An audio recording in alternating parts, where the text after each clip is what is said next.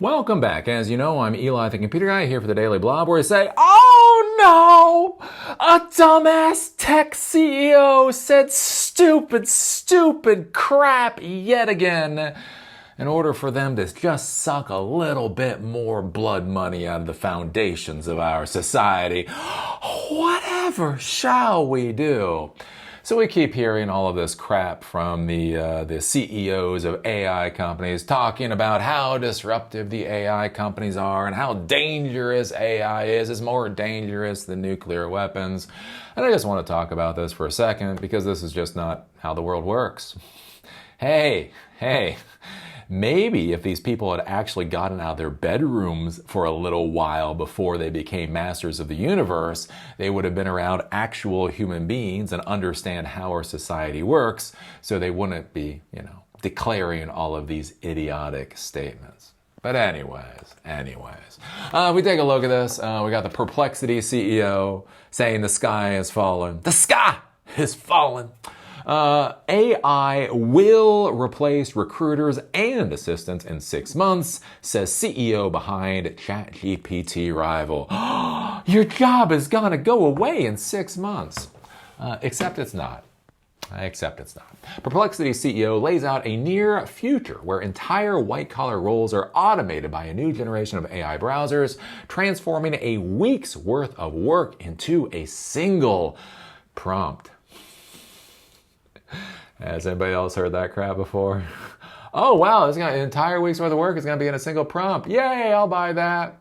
Then it doesn't quite ever do what it's supposed to do.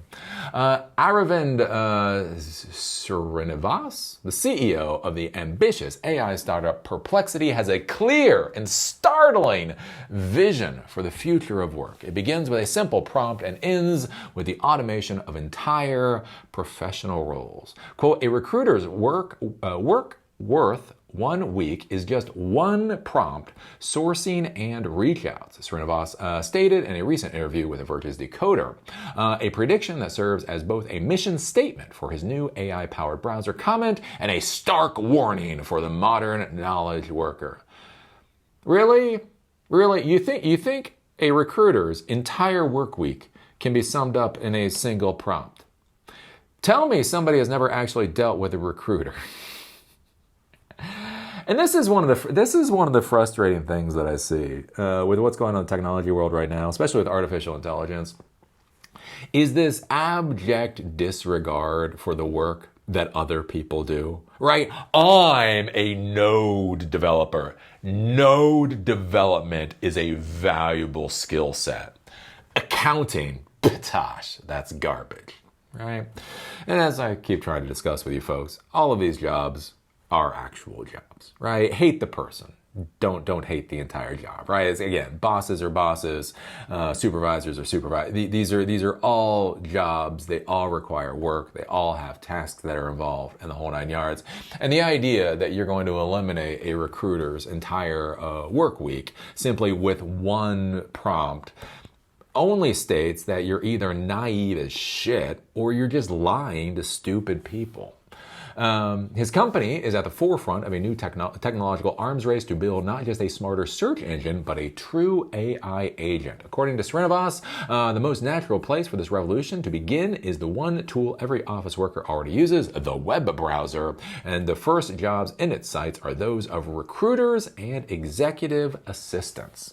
For years, the promise of AI has been to assist, not replace, but the vision Srinivas lays out is one of replacement by a vastly more capable assistant. He describes an AI agent as something that can, quote, carry out any workflow end to end from instruction to actual completion of the task. He details exactly how Comet is being designed to absorb the core functions of a recruiter.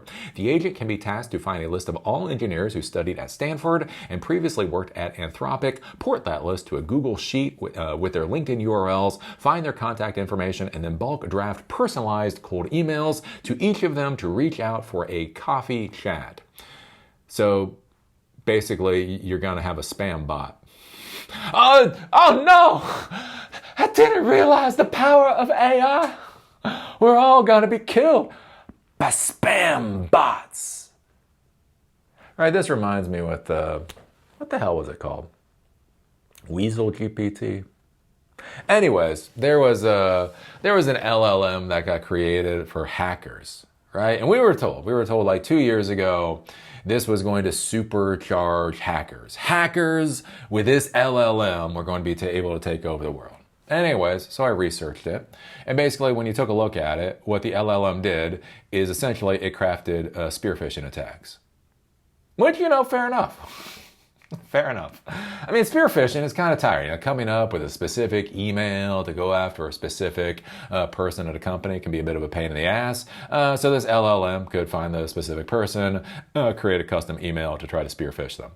But that was it. That was the long and short of it, right? Could automate spear phishing attacks, which, isn't quite the nuclear bomb, danger that we've been informed it is. And so when you take a look at this, you're like, okay, so it can go out to something like Indeed. It can find engineers who study at Stanford or Anthropic, so it can use a filter. It can then put that filtered information into a Google spreadsheet, which I can do with Python now. Like, give me 20 minutes. Give me 20 minutes, I can do that now. And they can do a bulk email, cold email, to reach out for a coffee chat. I think I can do that. I'm going to say this. I think I can do that with PHP. I mean, it might be a stretch with PHP. I don't even think I have to fucking pull out Python to get that done. So you want me to filter from a database to put into a CSV file to then send out cold emails. Oh my God. The world is over. The world is over. The same logic applies to the work of an executive assistant. By having secure client-side access to a user's logged-in applications like Gmail and Google Calendar, the agent can take over the tedious back and forth of scheduling. Isn't that called Calendly? Have they heard of Calendly? These AI people. There's something called Calendly. Yeah, we've had this for like 15 years. Hey, here's my Calendly link. Pick a time that works for you. Oh, God. Do these tech people actually use technology? Inquiring minds want to know. Anyways, the agent can take over the tedious back and forth of scheduling. If some people respond, Srinivas explains, the agent can go and update the Google Sheets, mark the status as responded or in progress, and follow up with those candidates, sync with my Google Calendar, and then resolve conflicts and schedule a chat, and then push me a brief ahead of the meeting. Which again, fine enough. I think you can code all this with Python. I think you can code all this in Python in sub an hour. But anyways, this is a fundamental reimagining of productivity. Yeah, circa fucking 2010. Circa fucking 2000. Oh my God. Can you imagine when AI gets a hold of QR codes?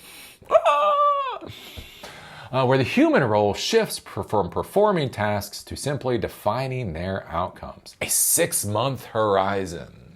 While Comet cannot execute these most complex long horizon tasks perfectly today, it takes a special type of AI to deal with Calendly. Have you used Calendly? You should use Calendly. Srinivas is betting that the final barriers are about to fall. He is pinning his timeline on the imminent arrival of the next generation of powerful AI.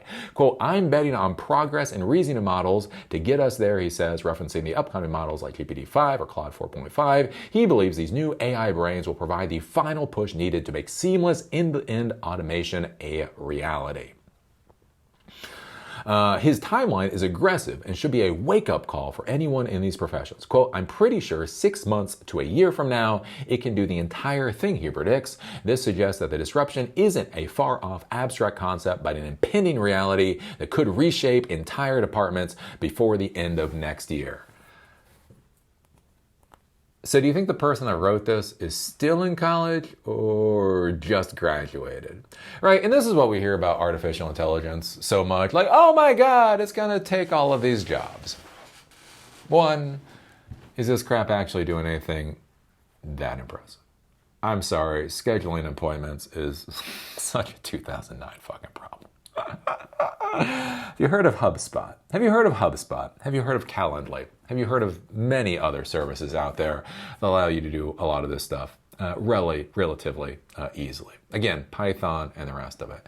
And then you actually look at implementing these kind of things into workflows, right? So if I am a CEO that has an executive assistant, am I going to give up my executive assistant for fucking Calendly? For an AI Calendly?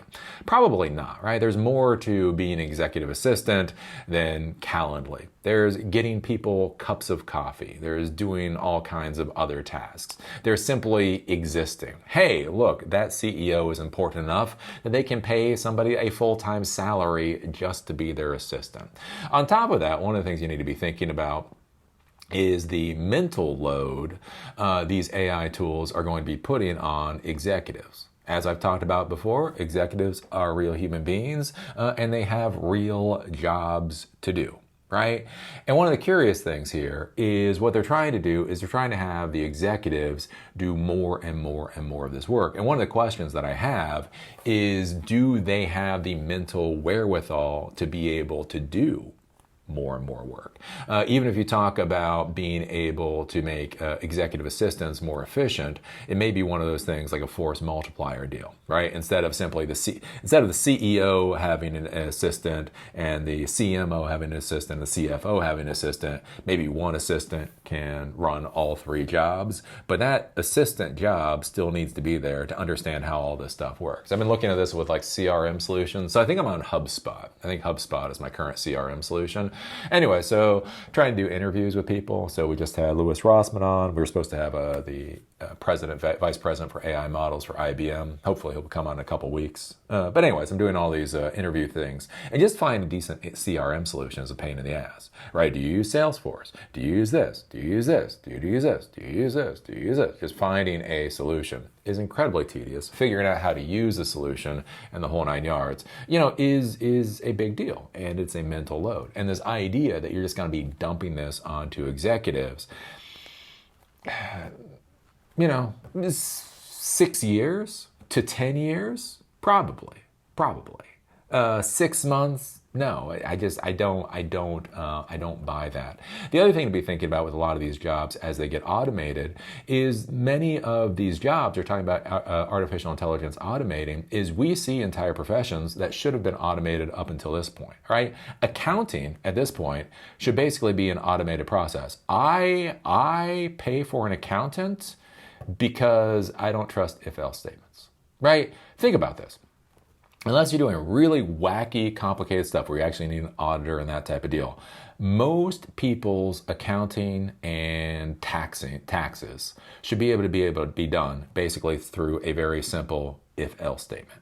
Yet people still pay for accountants. Being an accountant is still a real profession.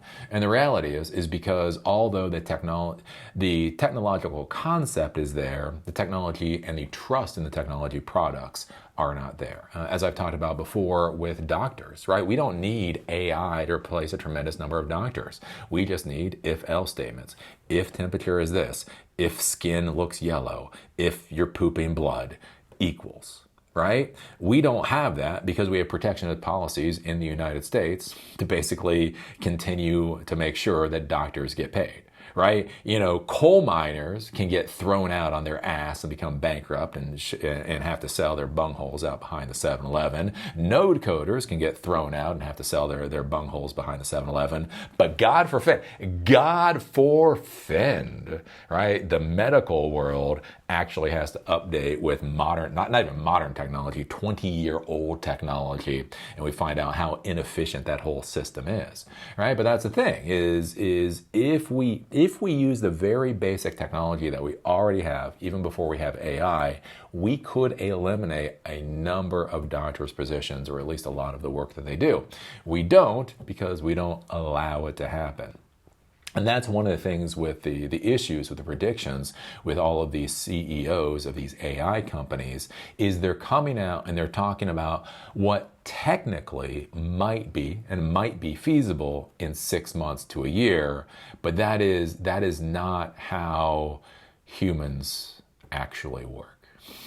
Right? That's not how technology actually gets deployed.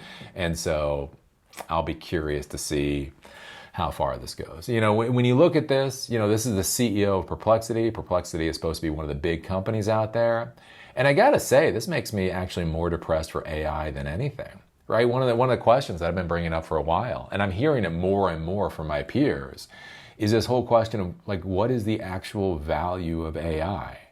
Okay, you're going to come up with this AI auto assistant that's going to be able to create an appointment for me. We've had Calendly for 15 fucking years. I mean, you know, I'm not going to snark, okay, Calendly gets a little bit better. Am I going to complain that Calendly gets a little bit better? But is that fucking world changing? Is that the fucking $1 trillion idea right there? I think one of the curious things is we're starting to see with artificial intelligence is I think we're starting to see the actual limits of useful work that it can accomplish. And I think for many of us, it is anticlimactic, to say the least. So I'll be curious. I'll be curious to see where this goes. So what do you think about this? What do you think about the CEO of Perplexity saying these jobs, recruiters and executive assistants, their jobs are going to be gone in 6 months to a year? Do you believe that's because their AI is so impressive, or just because his ass or his head has been so far up his ass for so goddamn long, he has no idea that other people's work is important too, or takes work too? Do you think you can replace an entire week's worth of work with a single prompt from AI? And do you really think it takes a recruiter an entire week to filter, export to a spreadsheet, and then send out emails? I don't know. Put your thoughts down below. Give us a thumbs up. Give us a thumbs down. Give us an awesome comment or a horrible comment. It is the world of YouTube. All that matters is that interaction. And with that, see y'all later.